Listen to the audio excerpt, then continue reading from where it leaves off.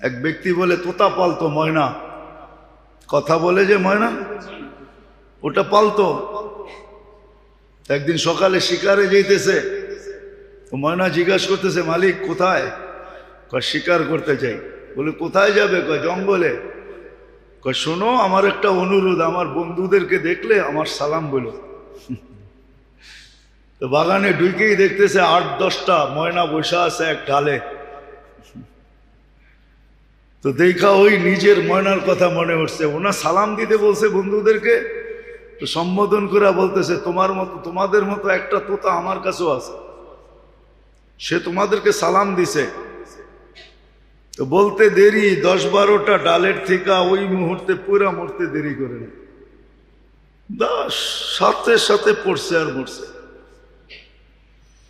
তো 10টাকে নাইরা চেরা উঠা, মনটা ভাঙ্গা গেছে যে ওর সালামে এমন কি বিষ ছিল মিলানো যে বলতে দেরি মরতে দেরি হলো না, এক একটা কত দামি।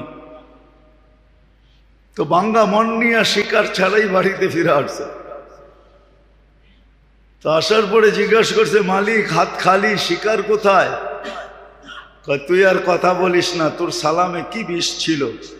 বলে কেন?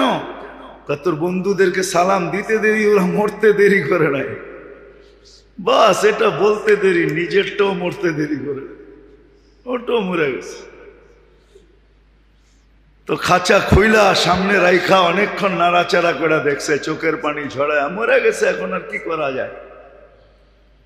যখন উঠা অন্য মনস্ক হয়ে দাঁড়াইছে, তো তোতা উইরা চালের উপরে যায় বসা বসে, হাক্কা বাক্কা খায়া গেছে। এটা কি হইল?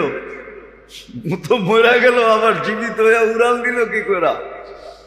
তো ওইখানে বসা বলতেছে, মালিক আমার সালামে বিষ ছিল না, আমার বন্ধুরা আমাকে ফন্দি শিখায়া দিছে যে আমাদের মতো যদি বাগানে ঘুরতে চাস, ফুলের ডালে ডালে ঘুরতে চাস, আর বাগানে বাগানে ঘুরতে চাস, আর বহু জাতীয় ফল খাইতে চাস, তো মরার আগে একবার মরা যা। ওরা আমাকে ফন্দি শিখায়া দিছে। আল্লাহ আমাদেরকে ফন্দি শিখাইতেছে, সত্য এটাই। আল্লাহ আমাদেরকে ফন্দি শিখাইয়া দিতেছে, এটা আল্লাহর মেহেরবানি। নাহলে কখন কি করণীয় এটা আল্লাহ শিখানোর দরকার ছিল না। আবু হানিফা রহমতুল্লাহ আলাইহি তো এটাই বলে যে মানুষকে যে বিবেক দিছে আল্লাহ, আল্লাহর আর কিছু দরকার ছিল না। বিবেকের প্রতি হুকুম ডালা যথেষ্ট ছিল যে আমাকে এই বিবেকের মাধ্যমে তালাশ করে রাজি করে আসবে।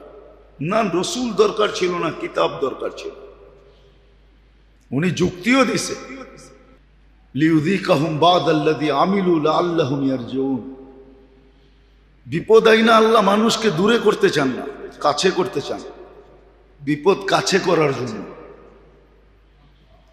কিন্তু হ্যাঁ, এটার ভিতরে দুই ভাগ হয়, এটার ভিতরে দুই ভাগ হয়ে যায়। কোন ব্যক্তির বিপদ তাকে আল্লাহর কাছে করে, সে সারাদিন আল্লাহ আল্লাহ করে, আল্লাহর দিকে দৌড়ায়। আর কোনো ব্যক্তি বিপদে পড়া আল্লাহর থেকে দূরে সরে, তখন আল্লাহর দিকে অভিযোগের আঙ্গুল উঠায়। হ্যাঁ, আমরা সবাই উঠে, ইস্তেগফার তো পরের কথা, আমরা সবাই উঠে। বিপদে পড়লেই কয় আল্লাহ কি আমারে ছাড়া আর কাউকে চোখে দেখে নাই? এটা কি চারটিখানি ছোট কথা নাকি? অনেক বড় কথা। গরিব বলে আল্লাহ আমাকে কি দিছে, রিক্সাওয়ালা বলে আল্লাহ আমাকে কি দিছে। ও দেখে না, ও যে দেহটা দিয়ে রিক্সা চালায়, আর দেহটার ভিতরে যে শক্তিটা দিছে রিক্সা চালানোর মতো। এখন তো অটো রিক্সা চলে আসছে, এর আগে তো অটো ছিল না। কি অটো চালাইতে বুঝি দেহ লাগে না? না, ওইটা অটো চলে, নাম অটো দেখে অটোই চলে, ওটার জন্য দেহর দরকার হয় না? ওটাকে কি ব্রেক দিতে হয় না? ওটাকে ডাইনামামে করতে হয় না? না, ওটা অটো চলে। ও তো দেখে না, ওর দেহটা দেখে না যে আল্লাহ ওকে সুস্থতা দিছে।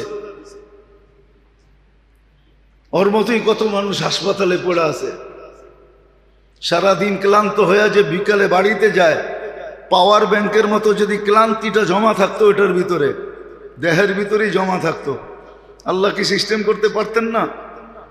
পাওয়ার ব্যাংকে যদি বিদ্যুৎ জমা থাকতে পারে, তাহলে আল্লাহ কি ক্লান্তি শরীরের ভিতরে জমা রাখতে পারতেন না?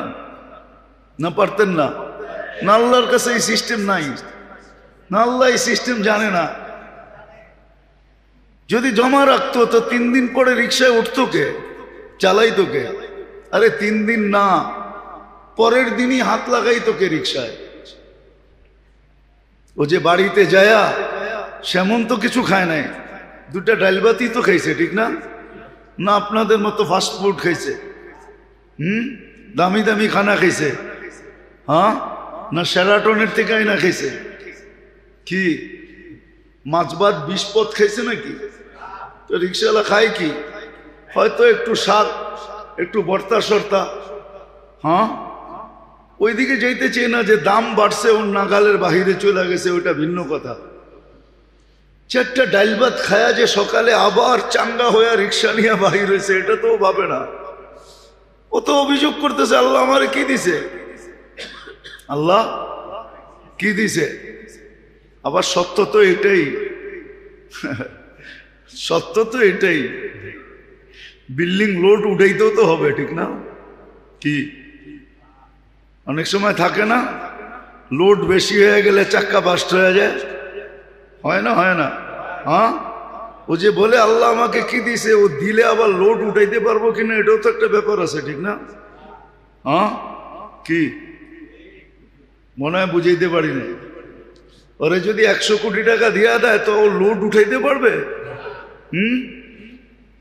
ও তো টাকার বারে বেইমান হয়ে যাবে।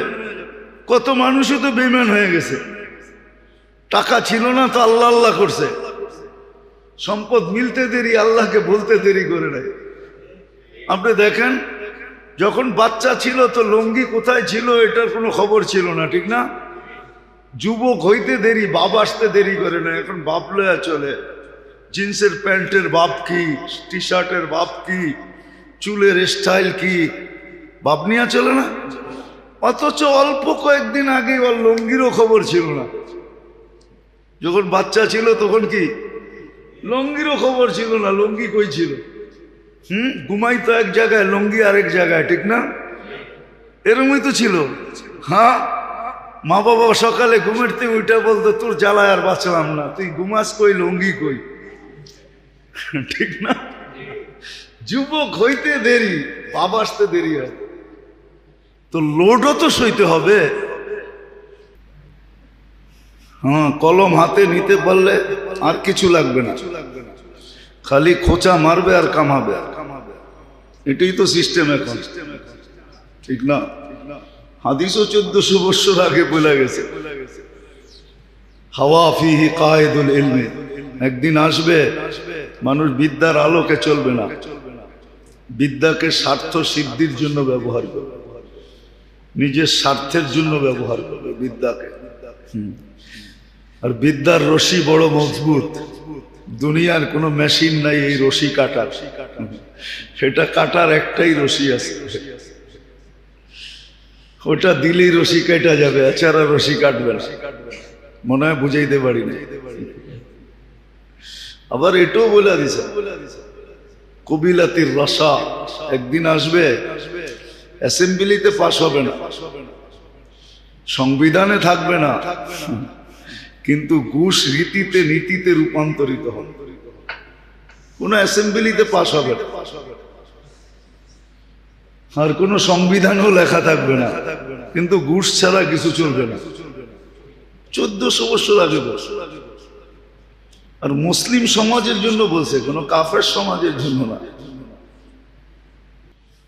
আল্লাহ এরকম ক্ষুদ্র জিনিস দিয়ে, আল্লাহ নিয়মই এরকম। আপনি ভাবলে দেখবেন, আবাবিল তো চেনেন না, আমাদের দেশে সচরাচর এই পাখি নাই। আমাদের দেশে ছোট থাকলে আছে চড়াই, ঠিক না? আবাবিল চড়াইয়ের চেয়েও ছোট, কিন্তু হাতি মারার জন্য আল্লাহ আবাবিলকে নির্বাচিত করছে। হাতি মারার জন্য আরেকটা হাতি মার্কা পাখি নির্বাচিত করে নেয়, উট পাখি নির্বাচিত করে নেয়।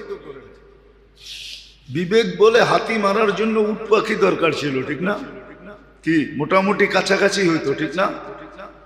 হ্যাঁ, কি লজিক তো এটাই বলে। সামনে যত বড় শক্তি, আমাকেও ওর চেয়ে বড় শক্তি নিয়ে দাঁড়াইতে হবে, ঠিক না? এটাই তো লজিক বলে, কিন্তু আল্লাহর লজিক ভিন্ন। মানুষের লজিক হইলো এটা, সামনে যত বড় তুমি আসছে বড় হয়ে দাঁড়াও, তাইলে প্রতিরোধ করতে পারবে। কিন্তু আল্লাহর লজিক ভিন্ন। আল্লাহর সামনে যে দাঁড়াবে তো আল্লাহ ক্ষুদ্র জিনিস নিয়ে দাঁড়াবে। দেখেন আপনি নমরুদি শক্তি, 800 বৎসরের রাজত্ব, 400 বৎসর টানা, আর সারা দুনিয়ার উপরে রাজত্ব। নমরুদের রাজত্ব পুরো মানব জাতির উপরে ছিল, যদিও তার ক্যাপিটাল বহুত দূরে ছিল। ক্যাপিটাল এক জায়গায় ছিল, কিন্তু রাজত্ব ছিল 4 জনের ভিতরে নমরুদ একজন, যাকে আল্লাহ সারা দুনিয়ার রাজত্ব দিয়েছে। কিন্তু তার বিরুদ্ধে আল্লাহ দাঁড় করাইছে মশাকে। দুনিয়ার লজিকের বিলকুল উল্টা। দুনিয়ার লজিক বলে সামনেওয়ালা এক মুখা দিছে, তুমি 3টা মারো, তাইলে তুমি বোঝা যাবে পাওয়ারফুল। কিন্তু আল্লাহর লজিক এরকম না, আল্লাহর লজিক বিলকুল উল্টা। মানুষ ভাবে না। তো আল্লাহ মশাকে নির্বাচিত করছে নমরুদি বাহিনীকে মারার জন্য, আর কিছু না, শুধু মশা। নমরুদের জন্য মশা। আবার ভালো মশা যদি হইতো তাহলে মনটাকে বুঝাইতে পারতাম, তাও ল্যাংরা, পাও নাই। হাসার জন্য না, ভাবার জন্য। এটা এই জন্য দিছে, ভাবো, তাইলে তোমার বিবেকের পর্দা খুলবে। মুসলমান আজকে ভাবে না, এই জন্য বিবেকের পর্দা খোলে না। আমাদের বিবেকও প্যাক করা, ডিব্বায় ভরা, বক্সে ভরা আমাদের। তো আল্লাহ ল্যাংরা মশাকে নির্বাচিত করেছে, হাতি মারার জন্য আবাবিল নির্বাচিত করেছে। আল্লাহর সিস্টেমই এরকম। সারা দুনিয়ার মানুষকে বুঝানোর জন্য করোনার একটা ভাইরাসকে নির্বাচিত করেছে।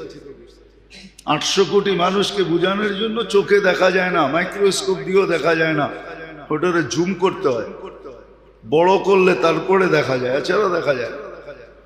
ওটাকে নির্বাচিত করছে।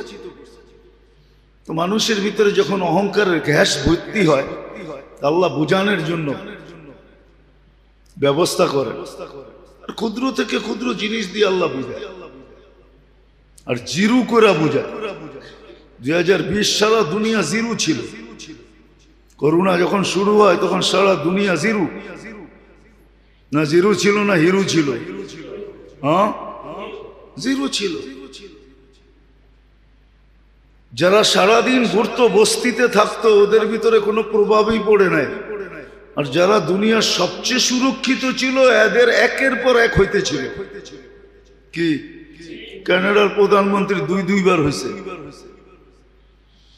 ইংল্যান্ডের প্রধানমন্ত্রীর হয়েছে, আরো এরকম কত প্রধানমন্ত্রীর হয়েছে আমরা জানি না, মিডিয়া চর্চাই করে নাই, মিডিয়া জানায় নাই, আমরাও জানি নাই। সত্য তো এটাই। এই জন্য আল্লাহ বুঝে, আল্লাহ দিক নির্দেশনা দেয় যে কোন অবস্থায় তুমি কি করবে।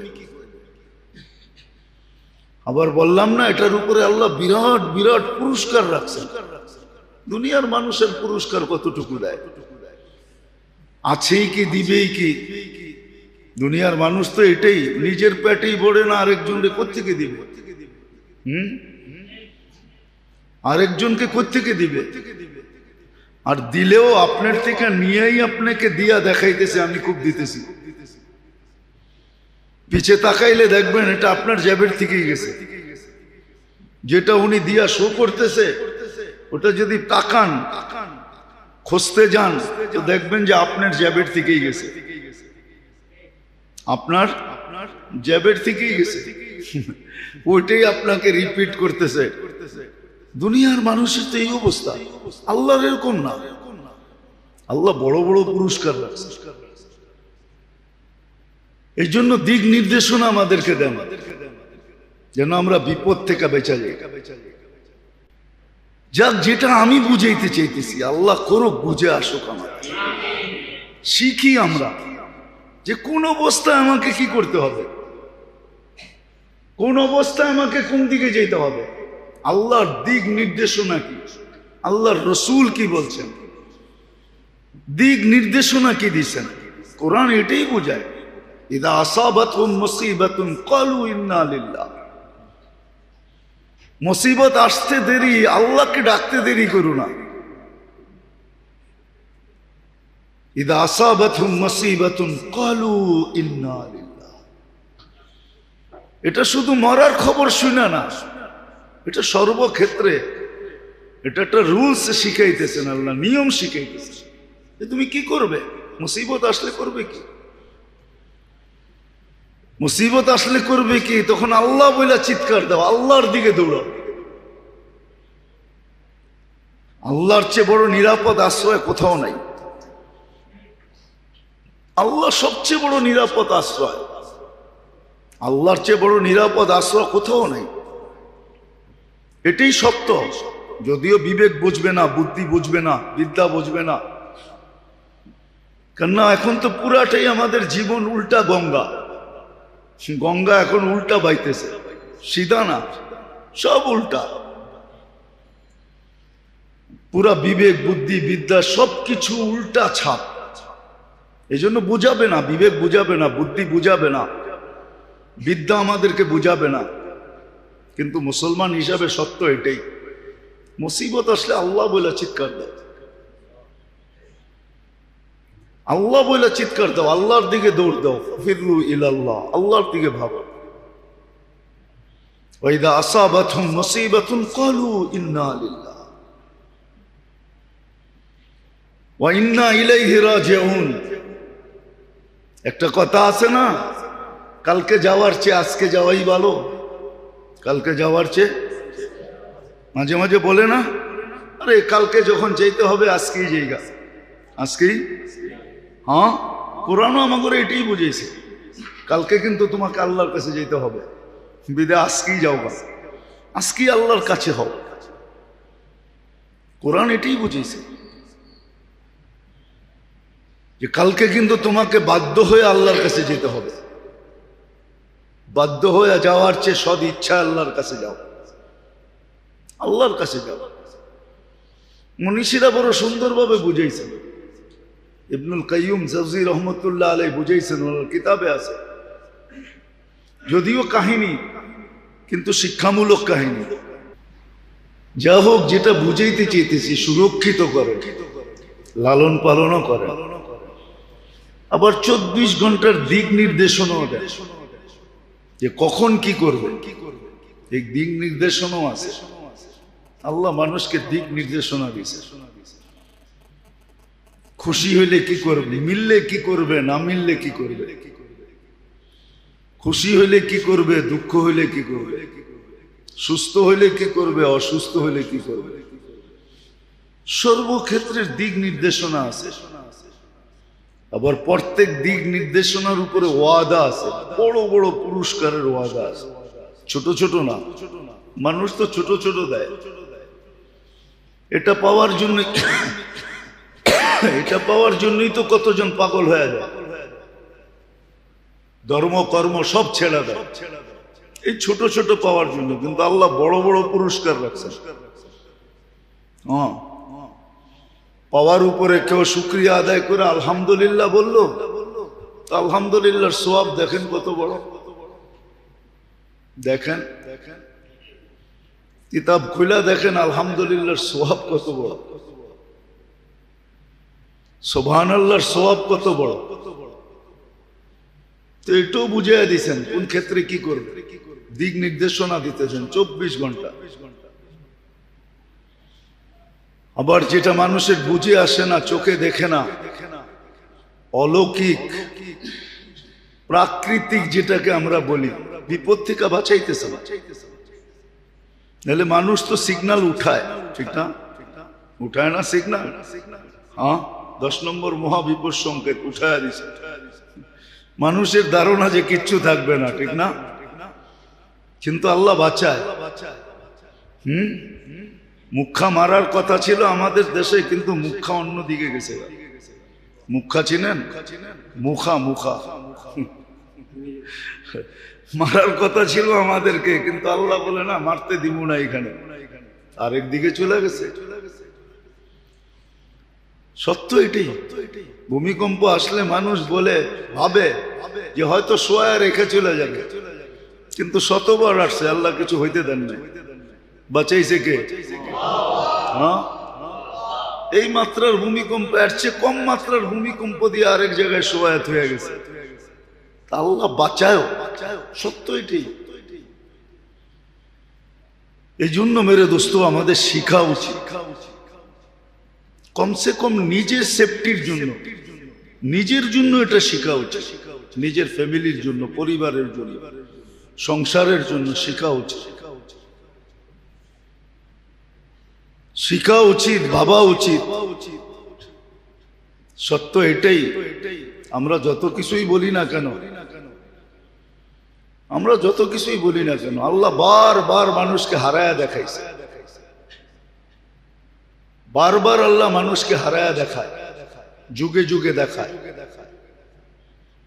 হ্যাঁ, শুধু সেফটি ট্যাঙ্কিতে গ্যাস তৈরি হয় না, সেফটি ট্যাঙ্কি থাকে না, মাঝে মাঝে গ্যাস তৈরি হয় তো, আবার মানুষ মারাও যায়, ঠিক না? আমাদের ভিতরেও গ্যাস তৈরি হয়, এটা হলো অহংকারের গ্যাস। এটা, এই গ্যাসের নাম হলো অহংকারের গ্যাস। এলপিজি, সিএনজি, গ্যাসের কত নাম আছে না? কি কন? আবার গ্যাস্ট্রিক না, কিন্তু ওটাও একটা গ্যাস, কিন্তু অহংকারেরও গ্যাস আছে। এই জন্য আল্লাহ শত বৎসর পর পর মুসিবত আনে। করুণা এরকম আসা গেল, আল্লাহ মানুষকে পরাস্ত করে দেখায় যে বড় গ্যাস হয়ে গেছে তোমাদের ভিতরে, অহংকারের গ্যাস। কিন্তু আল্লাহ জাল্লে জালালুহু আম্মা নওয়ালুহু মানুষকে তৈরি করছেন, নিজে কুদরত দিয়া সাজাইছেন, 24 ঘন্টা সুরক্ষিত করেন। যেটাকে আরেক শব্দে বলা চলে 24 ঘন্টা কুদরতের চোখে চোখে রাখেন।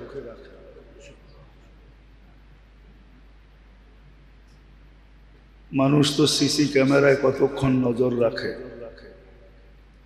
সামান্য সময় সিসি ক্যামেরার মনিটরিং দেখতে থাকে, কিন্তু আল্লাহ 24 ঘন্টা মানুষকে কুদরতের চোখে চোখে রাখে। 1 সেকেন্ডের জন্য চোখের থেকে উজ্জ্বল হইতে দেন না।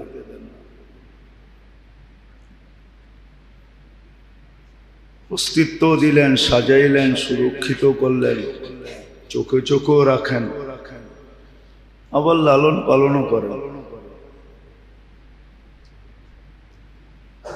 এগুলো সবই ফ্রি সার্ভিসের অন্তর্ভুক্ত, ফ্রি সার্ভিস দিয়ে যাইতেছে। আবার সর্বক্ষেত্রে মানুষকে দিক নির্দেশনাও দিতেছেন, কোন অবস্থায় মানুষ কি করবে,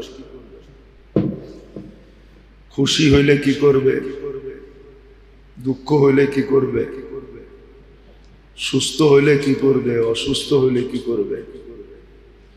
আসলে বাবার পরিধিটা অনেক লম্বা ছিল, কিন্তু ভাববে কে?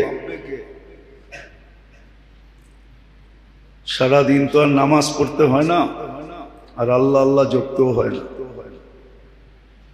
যদি চিন্তার পরিধিটা বড় করত, তাইলেও জিন্দেগির আবাদতের জন্য মুহূর্তে মুহূর্তে যথেষ্ট ছিল, প্রত্যেকটা মুহূর্ত জিন্দেগির আবাদতের জন্য যথেষ্ট ছিল। আর হাদিসে এটাই পাওয়া যায়, লা তাফাক্কুরু সাআত খায়রুম মিন ইবাদাতি 60 ও 70 সানা। সামান্য মুহূর্তের চিন্তা 60-70 বৎসর টানা কন্টিনিউ বন্দেগীর চেয়েও উত্তম। তাও কবুল। বন্দেগী করার পরে তো একটা সন্দেহ থাকে, কবুল হলো কি হলো না। এটা কিন্তু কবুল, কবুল লেখা হয়, কিন্তু আসলে চিন্তার পরিধিটা কেউ তো বড় করতে চায় না, ভাবতেই চায় না। সারাদিন 9-6 নিয়ে ভাবতে ভাবতেই দিন শেষ হয়ে যায়। আবার রাত শুরু হয় তো রাতও 9-6 নিয়েই শেষ হয়ে যায়। 9-6 বলতে দুনিয়া বুঝাই না, দুনিয়া নিয়ে সারাদিন ভাবি, ছোট জীবনটা নিয়ে সারাদিন ভাবি যে কি করে উন্নত পোশাক পরানো যায়, বা বলা যায় এই ছোট দেহটা নিয়েই ভাবি, ছোট সংসারটা নিয়েই ভাবি, ছোট ফ্যামিলিটা নিয়েই ভাবি।